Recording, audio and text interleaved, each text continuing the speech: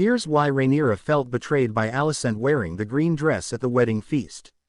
The sound of music filled the great hall of King's Landing, laughter mixed with the metallic clinking of goblets, and the scent of roasted meats filled the air. The wedding feast of Princess Rhaenyra Targaryen and Ser Rhaenyra Velaryon was meant to be a celebration, a symbolic union between two of the most powerful houses in Westeros. But amidst the dance, the joy, and the splendor, a single act of quiet defiance changed everything. When Queen Alicent Hightower entered the hall, draped not in the royal red and black of House Targaryen, but in a striking shade of green, the room fell silent. In that instant, history was rewritten, alliances shifted, and Rhaenyra Targaryen's destiny was forever scarred by betrayal. But why did that moment cut so deeply for Rhaenyra? Why did one dress, one color, feel like a dagger to the heart of the princess she once called her dearest friend? Let's break down the emotional and political layers behind that scene, and why it became the moment Rhaenyra realized Alicent was no longer her ally, but her rival.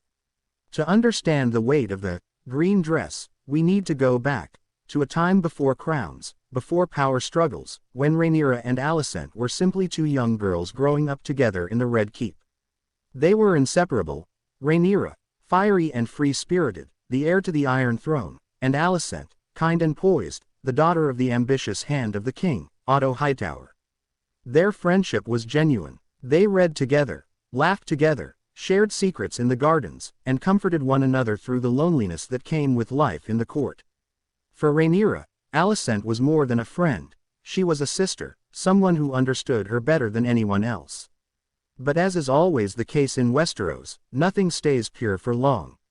When Queen Aemma Arryn, Rhaenyra's mother, died during childbirth, it broke something inside the princess. She lost her mother, and with that, a part of her innocence.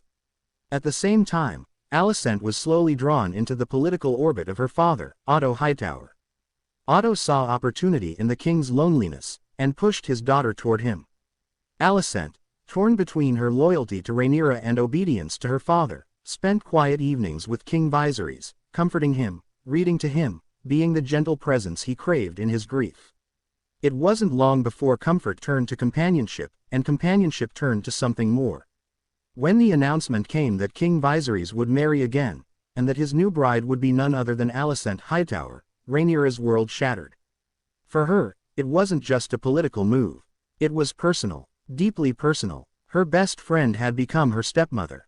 In Rhaenyra's eyes, Alicent's marriage to her father wasn't just betrayal, it was a replacement. The woman who once shared her secrets now sat beside the Iron Throne as queen. And though Alicent may have seen it as duty, Rhaenyra saw it as treason of the heart. The once warm bond between them turned cold, their laughter replaced by polite silence and quiet resentment. But still, there remained a fragile thread between them, a sense that perhaps their friendship could heal, that maybe, just maybe, time could make things right. Then came the wedding feast. The marriage between Rhaenyra and Rhaenyra Velaryon was meant to strengthen the Targaryen line, a political match designed to secure her position as heir. But whispers filled the halls of the Red Keep. Rumors that Rhaenyra had been with Ser Criston Cole, that her virtue had been compromised. And behind those whispers was Alicent. It wasn't that she created the rumors, but she fed them. She believed them. When her father Otto was dismissed from his post as Hand of the King, he blamed Rhaenyra for his downfall. He warned Alicent that Rhaenyra would one day destroy her children, that when Rhaenyra became queen, she would never allow Alicent's son, Aegon, to live as a rival claimant. Those words haunted her, so when Ser Criston confessed his sin to her, confirming that Rhaenyra had indeed broken her vow of chastity, Alicent's heart turned to stone. She realized she had been protecting a liar. The same girl she once defended, the one she risked her reputation for, had deceived her face to face. It was over, and at that wedding feast, Alicent decided to make her feelings known to all of Westeros. When a noblewoman of House Hightower enters war, the beacon at Aldtown burns green, the signal for banners to rise and swords to be drawn.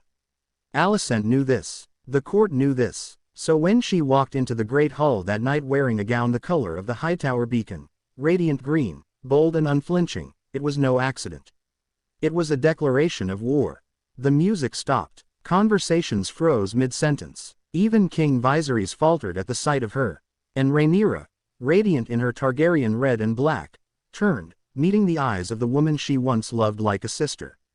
For a moment, the room was silent, and in that silence, something inside Rhaenyra broke. She didn't need words to understand what the dress meant. It meant, I no longer stand with you. It meant, I choose my house over yours. It meant, I will protect my son, even if it means your ruin. To Rhaenyra, that moment was more than symbolic. It was personal, emotional, devastating. It was the moment she realized that the last bridge between them had burned to ash. Alicent had chosen a side, and it wasn't hers. That's why the green dress cut deeper than any sword ever could. Because to Rhaenyra, this wasn't politics. It was heartbreak. The woman who once brushed her hair, who shared her fears, who stood by her during her mother's death, was now her enemy. And the whole realm witnessed it. As the feast carried on, the tension in the air was thick enough to choke on. Every glance, every toast, every forced smile carried the weight of what that dress meant. Rhaenyra might have been the bride, but Alicent was the true centerpiece of that night, the queen in green, the embodiment of rebellion. The dance of dragons had not yet begun, but its first spark had just been lit. For years afterward, historians would call it a simple act of symbolism. But to those who lived it, it was far more. It was the moment two women, once bound by affection, became rivals in a war that would tear the realm apart. Let's not forget, both Rhaenyra and Alicent were victims of circumstance as much as they were players of the game. They were both forced into positions of power by men. Rhaenyra, by her father's insistence that she be heir despite a world that would never accept a woman on the throne. Alicent, by her father's manipulation, forcing her to marry a man twice her age for the sake of House Hightower's ambitions. So when they finally clashed, it wasn't just their feud. It was the explosion of years of pressure, fear, and expectation. But what made the betrayal sting even more for Rhaenyra was how public it was. Alicent didn't confront her in private. She didn't send a message through courtiers. She made her statement in front of every lord, every knight, every noble in the kingdom. It was a performance, one Rhaenyra could not ignore, one that told everyone in the room, the queen stands apart from the princess. From that day forward, the Red Keep was divided, Team Black and Team Green. Rhaenyra's supporters wore her colors. Alicent's followers wore hers. It was no longer just personal, it was political warfare wrapped in silks and jewels. Still, beneath all the politics, Rhaenyra's pain remained raw.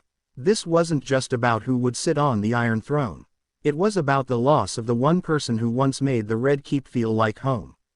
Every time Rhaenyra looked at Alicent after that night, she didn't just see a rival queen, she saw a memory of what they used to be.